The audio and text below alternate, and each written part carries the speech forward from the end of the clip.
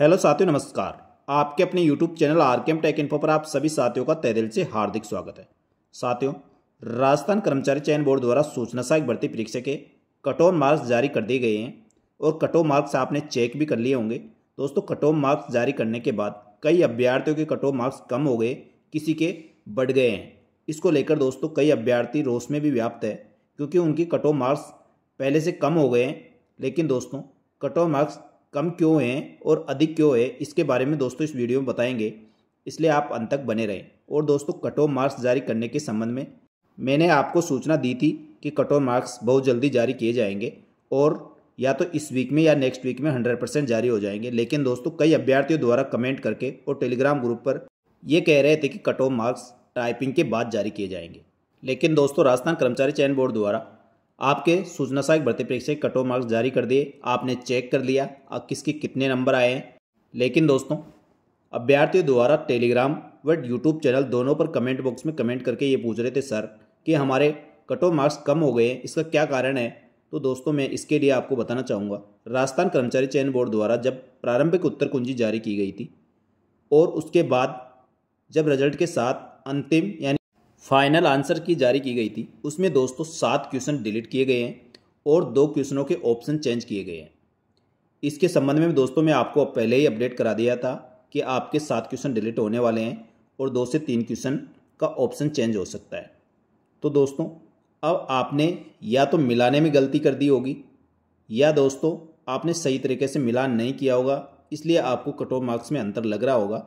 लेकिन दोस्तों, फिर भी आप अपनी संतुष्टि के लिए एक बार प्रारंभिक उत्तर कुंजी और अंतिम उत्तर कुंजी जारी की गई थी उसका अच्छी तरह से एक बार मिलान कर ले और मिलान करने के बाद ही दोस्तों आप इसके लिए आगे की कार्रवाई करें। दोस्तों, मिलान करने में भी कई अभ्यर्थी इसमें कुछ गड़बड़ कर सकते हैं, क्योंकि दोस्तों कई अभ्यर्थी डायरेक्ट जैसे ही उत्तर कुंजी जारी की गई तो अपने प्रश्न पत्र से मिलान कर लिया और उसके आधार पर अपने नंबरों का कैलकुलेशन कर रहे हैं। लेकिन दोस्तों, ऐसा नहीं है। राजस्थान कर्मचारी चयन बोर्ड ने जो आपको लगभग 12 तरह के प्रश्न पत्र जारी किए गए थे, उसमें से किसी एक प्रश्न पत्र को मास्टर प्रश्न पत्र माना था और मास्टर प्रश्न पत्र के आधार पर आपकी उत्तर कुंजी जारी की गई थी। मास्टर प्रश्न पत्र का उत्तर कुंजी से कैसे मिलान करें और उसके बाद अपने प्रश्न पत्र से कैसे मिलान करें, इसके लिए दोस्तों मैंने पूर्व में वीडियो बनाया था। यदि वो नहीं देखा तो आप उसको देख के दोबारा से मिला सकते हैं। और इस वीडियो में आपको मैं बताना चाहूँगा दोस्तों, सबसे पहले आप मास्टर प्रश्न पत्र को अपनी उत्तर कुंजी से मिलाएं। उत्तर कुंजी से मिलाने के बाद आप सबसे पहले मास्टर प्रश्न पत्र पर उत्तर कुंजी को देखते हुए सही आंसर पर टिक लगाए। उसके बाद दोस्तों अपना प्रश्न पत्र ले और मास्टर प्रश्न पत्र और प्रश्न पत्र में आपके जो नंबर का क्वेश्चन है तो उस क्वेश्चन को दोनों में मैच करके और सही आंसर पर आप टिक लगाए। और इसके बाद जब ये सब कुछ हो जाए, उसके बाद आप अपने प्रश्न पत्र से अपनी ओमार सीट से मिलान करें। उसके बाद आप दोस्तों सही तरह से मिलान कर पाएंगे। इसमें दोस्तों प्रश्न पत्र के जो 12 सेट दिए गए थे, उसमें से जो प्रथम सेट था उसको मास्टर प्रश्न पत्र माना गया था। दोस्तों, अब जब प्रथम सेट में जैसे 18 number, 34 number, 41 number, 48 number, 53 number, 68 number और 76 नंबर क्वेश्चन को डिलीट किया गया है और इसके 8 नंबर और 125 नंबर यानी 2 क्वेश्चनों को ऑप्शन चेंज किया गया है। अब इसी प्रकार दोस्तों अलग अलग प्रश्न पत्र में देखो, आप प्रश्न क्रमांक अलग अलग है, इसलिए आप पहले मास्टर प्रश्न पत्र को मिलाएं और उसके बाद अपने प्रश्न पत्र को मिलाएं। उसके अलावा दोस्तों जो ओमार सीट में रोल नंबर, बुकलेट नंबर, प्रश्न पत्र क्रमांक या प्रश्न पत्र में जो भी एंट्री करते हैं और ओमार सीट में जो एंट्री करते हैं उसमें कुछ गलती हो जाती है, उसके लिए नियमानुसार 5 अंकों तक की कटौती बोर्ड कर सकता है। तो हो सकता है दोस्तों इसकी वजह से आपके कोई नंबर कटे हो। यदि दोस्तों ये सब करने के बाद भी यदि आपके कट ऑफ मार्क्स पहले से कम हुए हैं तो दोस्तों उसके लिए आप राजस्थान कर्मचारी चयन बोर्ड से संपर्क कर सकते हैं, या दोस्तों उसके बाद संतोषपूर्ण जवाब नहीं मिलता है तो आप आरटीआई के तहत सूचना ले सकते हैं। फिर भी यदि आपसे संतुष्टपूर्वक जवाब नहीं मिलता तो दोस्तों आप कोर्ट के द्वारा रिट लगाकर अपना रिजल्ट के बारे में जानकारी प्राप्त कर सकते हैं।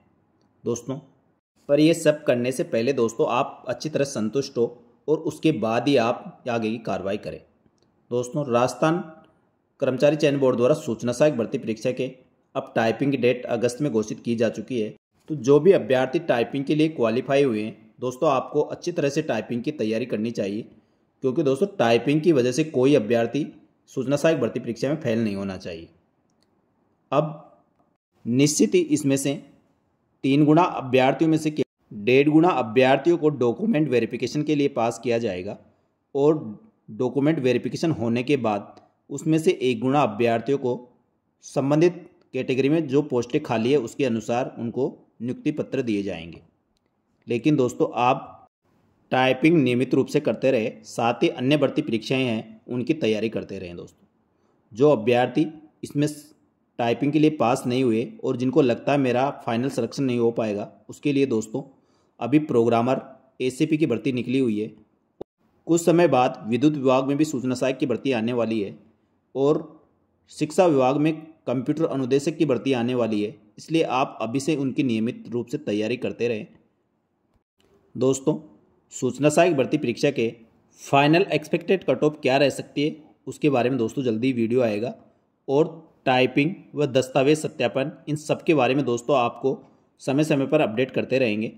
इसलिए दोस्तों हमारे साथ बने रहे और हमारे यूट्यूब चैनल व टेलीग्राम ग्रुप को ज्वाइन कर ले। आपको समस्त भर्तियों की जानकारी यहाँ पर समय पर मिलती रहेगी। धन्यवाद। जय हिंद, जय भारत।